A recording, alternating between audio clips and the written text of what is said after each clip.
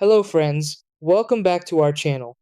If you're trying to connect your Google Nest Wi-Fi to Xfinity, you might feel confused because both devices are routers in a way, and connecting them incorrectly can lead to no internet or double network issues. Many users plug everything in but don't get a connection, which makes it seem complicated. The key thing to understand is that your Xfinity modem provides internet and your Nest Wi-Fi becomes the main router for your home. Once you set it up properly, you'll get better coverage and smoother internet throughout your space. The best thing is that the setup is simple once you follow the correct steps. Try these. Step 1. Connect the Xfinity modem to power and ensure internet is active. Step 2.